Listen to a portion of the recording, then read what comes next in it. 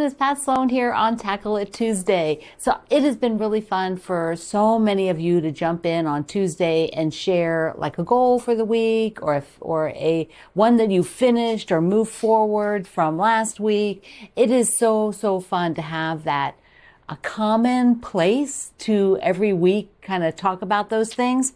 So for me, I did cross off all the things. So some of them are just starts, like getting the little lucky day started, cutting some 100 blocks, which I'm going to talk to you about. I'm going to show you. But I did finish the label on the baby quilt, and I did do the binding on, and I already showed you that on the lucky guy, the little leprechaun. So that was really cool. This week, I'm not writing anything down because I have a lot of other non-quilty things that are going to absorb my week and my time. So I do not want to have any added stress of a list of things. Excuse me. Just have what happens from the calendar, and anything else that gets done is just icing on the cake. So I brought my strawberry quilt today. There we go. Where can I sit? Yeah, there we go. I brought the strawberry quilt, and this is Wendy Shepherd's pattern. I'll link it below, but it is Strawberry Day. So that means if you have a strawberry quilt, share it over at Quilt Along with Pat Sloan at Facebook, so you can share your quilt. It'll be so much fun. And it is also what? It is also Bee Day. So if you have quilts with bees, and I have some with bees on it, but I didn't go find those. But you do. You find yours, and if you've got quilts with bees on it, because it's spring now, springtime. So to get those out. I did have a little something come in the mail from our friends Lori and Cindy. Super cute little mushrooms that did take a little break and rest at their house for a little while in a special place. You know how that goes, right? We all understand that. We all understand that, my friend. And they also sent me a Starbucks and the super cute bag. Yes, look at that. Look at that. Girl Scouts, right? So cute. I appreciate so much. All right, let's talk about the 100 blocks, since I cut more of them. And I went through and showed you the fabrics and everything else the other day when I was doing that. I'm getting 6 done, since I have 6 boards available. 3 smaller ones, 3 bigger ones, unless I manage to get like 2 on here. Let's see what I already have. I decided I wanted to do another yellow one. And the hamsters. I had to put the hammies in here, the little hamsters. I had a hamster when I was in 6th grade. I should tell you the hamster story someday, maybe on a sit and chat. I don't really want to hear about my hamster as a kid. I don't think so. Okay, here's another one. I've got the seaweed or whatever this is, some sort of beachy stuff. And then the words, wild and free. And then here on this one, which is a super simple one, but the turtle, look at him. Okay, so now I am going to do this guy with the stripe and then alternating these two. After that, I have to pick some more, and I don't really want the little skinny strips, but I'm thinking I want something that's not the big squares. Like there are a lot of big squares. Like here's one. I'm sort of skipping around, which is probably not a good plan. Oh, here's a cool one. Maybe I'll do that one. So then I'll have to pick one more, which will get me 6 to work on. Excuse me. So I think that's what I'll do. And I've got to put these bowls. And I've lost track of what fabrics I've used or not used. And I probably should put them all up on the wall and determine that, because I was kind of trying to use things just once, but I'm afraid I might be breaking that rule. It's not a hard and fast rule, but So there we go. Look how cute that's going to be. That's super cute. All right, I decided I better do it. I got out the blocks. What I'm going to do is find, like, if I've got the horse print, I'm going to remove it from the working basket. I'm okay with leaving this kind of, I feel like that's more of a basic, but I want to take all the kind of major novelty prints, like I've used that once, and the crabs. But anything else, you know, those I think are more, you know, blenders or, you know, things like I don't need to use Animal Crossing again. I think I already took that out, the children. So what I'm going to do is go through there and be sure everything I've used already is out, put it back in the greens, and look through my greens, see if there's anything else. And that way I'm not repeating these kind of basic novelties. I'm looking at my counter there to make another pile, and I thought, you know what? I'll just use my chair. Is that what you do? Do you like, I could have used that one. I could have pulled it over, but this is on rollers, so it was easier. So I will throw all the fabrics there first. And then my green basket, really, this is all the green, unless it's part of a collection that I haven't separated yet. I only have one basket of green. So let me, you know, I think I have enough. We'll just see.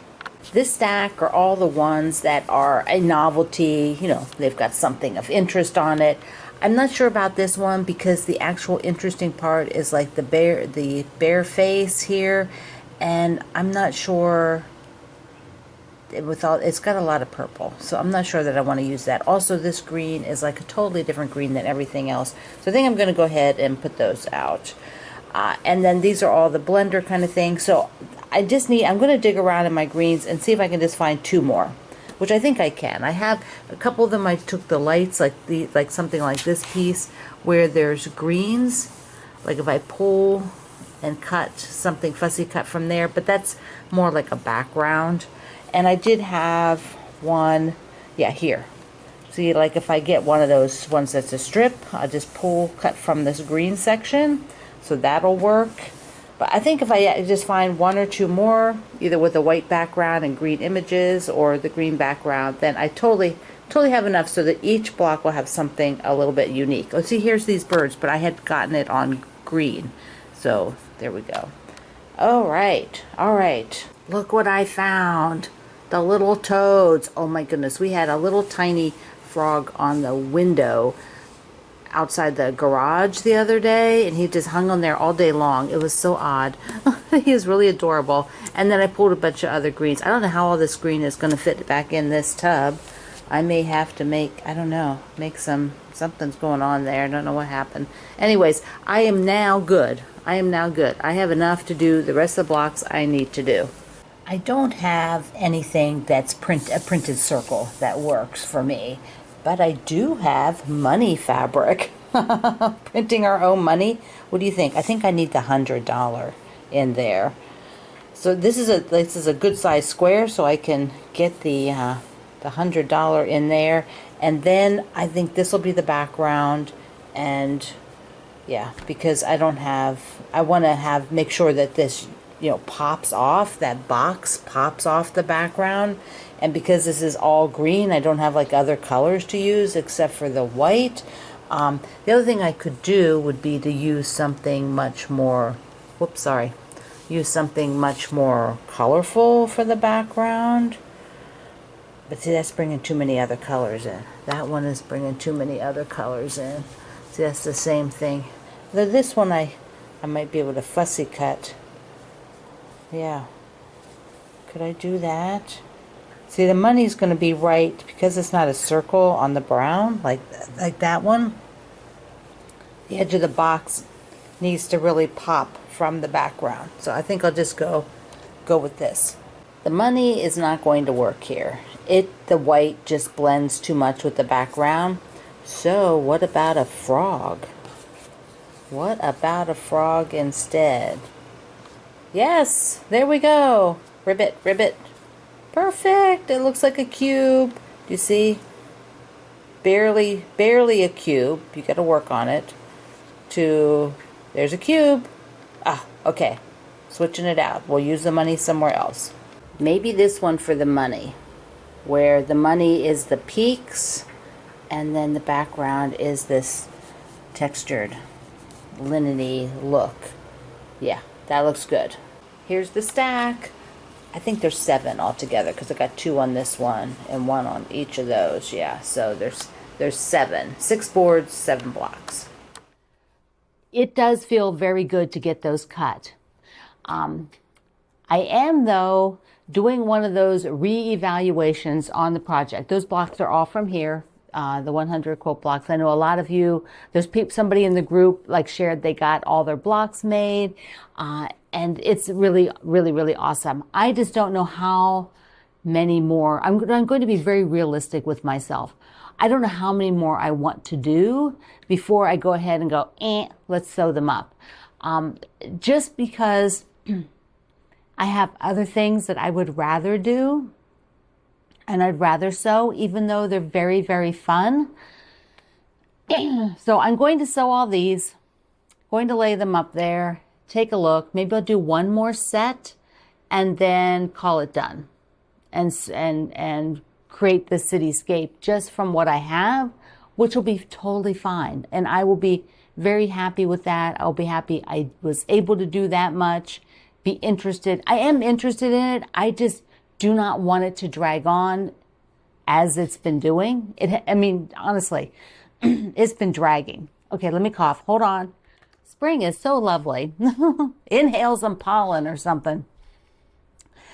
So being realistic with myself is that there are a lot of projects I want to do, and I'm going to show you too here. And the 100 blocks is long, and I think it's just not fitting right now for me, and I do not want it sitting there all year where I just keep going months before I do anything and finish it. And that's just what happens, and it's totally okay. It's totally okay if you have a project and you get to a point where you're like, I'm done. I've done enough of it. I've got satisfaction out of doing that much. And I have quite a few blocks, so I will be able to make at least a nice little wall hanging. Even if I stop after this group, I'll probably do a few more, is what I'm saying right now. We'll see. We'll see. So let me show you something else that came that I would rather make. Hold on. Do you remember the bundle fabric that came in the Sew Sampler? I believe it was last month. This bundle here. Let me show it to you. It's called New Beginnings by my friend Sandy Gervais.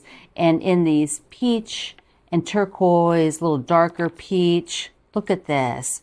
And I just was very smitten. You know, a little gold in here, a little yellow in here, then some more darker peach. And I love her style, a little stripe. So this collection came. And in the Sew Sampler box, yeah, it was. This is the pattern that came as an exclusive to the box. You can see it there, like this, which is great. But they also now, Fat Core Shop is so brilliant, they've been pointing you to an alternate pattern at their website. And I started looking at this, and then I went to look at the fabric online, and guess what? Guess what? I found a panel. Okay. Let me show you this panel. And the reason why this got me excited is because there is another baby coming in my family. My niece is having her second baby, and there's like 12, 13 years between her first child and this second child coming. So I'm super, super excited for her. Nobody has... of this level of kids now, like none of them are old enough to have kids. This is the oldest one, actually, who's 13, and she's going to have her first sibling. My one brother and I are 12 years apart. So I totally get where she is in life, and she's super, super excited. Because my brother was the second brother, so I already had a sibling prior.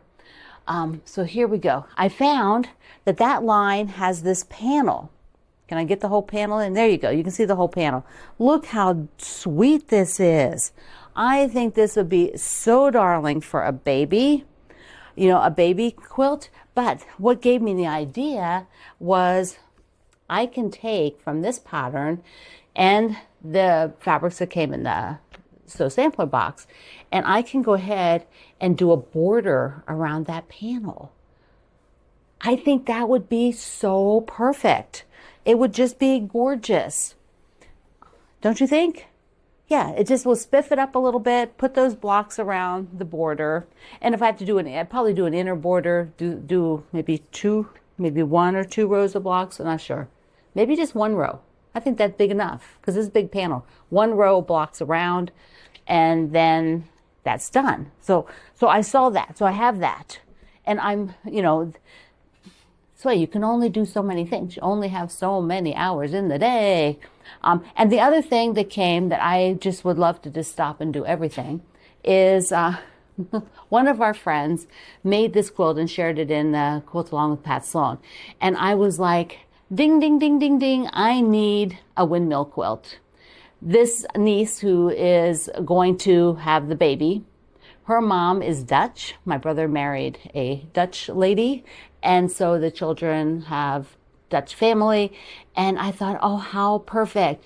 Also, I loved going to Holland and seeing the tulip fields when we lived in Brussels. That was my favorite thing to do. And my one grandma always wanted to go to, I think she wanted to go to like Maryland. They lived in Pennsylvania, but she always wanted to go to Maryland. They didn't travel much. And finally someone asked her why, and she said, because she wanted to go see the windmills. She thought that the windmills were in Maryland because she got confused. She was little, but it's always a fun story. So I had to order the magazine. Now this is spring of this year, and this quilt is designed by Jessica Halpin. And this issue is spring of this year. So I will link you to where Amazon had some, but you can also just go any bookstore, probably any place that has magazines, and get this. Okay. I got something else. We're gonna have a little parade. Hold on. Well, the other day, whatever it was, last week or whatever, we did a traffic jam. I showed you traffic jam. The block was in the grandma's kitchen, and it had been a quilt along several years back.